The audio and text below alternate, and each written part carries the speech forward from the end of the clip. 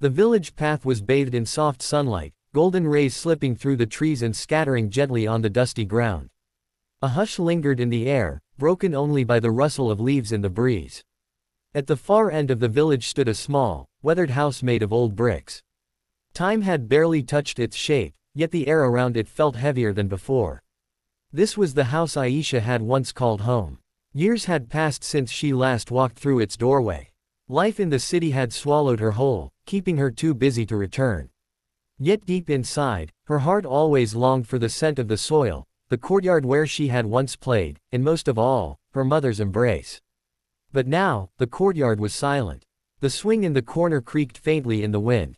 The wooden stool by the door, where her mother always sat, waiting, was covered in dust. Her mother was gone. Echoes of the past. Aisha paused at the threshold, her suitcase slipping from her hand. For a moment, she imagined her mother stepping out, smiling softly, and saying the words she had heard 1,000 times. "Daughter, you're late. Come inside, the food is ready." But no voice answered. The silence pressed on her chest like a stone. Inside, the air smelled faintly of turmeric and old wood. Her eyes fell on a wooden trunk tucked in the corner, her mother's treasure chest. As a child, she had seen her mother place inside it letters, photographs, and folded clothes tied with ribbons. Her hands trembled as she opened the trunk. Beneath layers of cloth and yellowing photographs lay a diary, its leather cover worn with time. She brushed away the dust and read the words on the first page. "To my daughter, Aisha.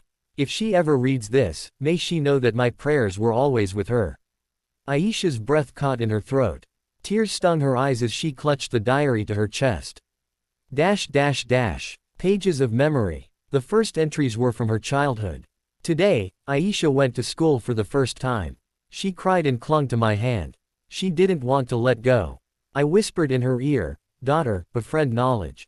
It will protect you when life's storms come.'" Aisha's lips trembled. She remembered that day vividly, the tiny blue dress, the heavy satchel, the way she had begged not to leave her mother. And yet, her mother had pushed her gently toward the classroom, planting courage in her little heart. Another page read, "Last night, Aisha said she wants to become a doctor." Her eyes sparkled with dreams. "Oh, how I wish Allah grants me enough years to see that day with my own eyes." Aisha pressed her palm over her mouth. Her mother's dream echoed like a prayer across the years. She had wanted her daughter to become a healer, to serve humanity. But life had taken Aisha down another path. She had studied, worked hard, but ended up with a desk job in a tall glass building, far from her mother's village. The dream had faded in the noise of deadlines and crowded streets. The final entries. As the pages thinned, the handwriting grew weaker, shakier. "Today, my body feels tired. The pain is deep. Aisha is in the city, caught in her work. I don't want her to worry. I only pray she is happy, safe, and loved. If she ever feels she failed me, let her know, a mother never holds blame. A mother's heart gives only prayers." The diary slipped from Aisha's fingers as sobs shook her shoulders. She remembered that last phone call. "Daughter, when are you coming home?" her mother had asked, voice frail. "Soon, Amma. Next month for sure," Aisha had replied, rushing to end the call, rushing back to her deadlines. But the next month never came. Before she could pack her bags, the news reached her, her mother was gone. At the grave. The next morning, Aisha carried the diary to her mother's grave. The air was cool, filled with the chirping of birds. The earth was still fresh, the stone unmarked by time. She knelt beside it, her voice breaking. "Mother, forgive me. I wasn't there when you needed me. I didn't hold your hand at the end. I didn't say goodbye. But today, I promise you this, I will live for your dream.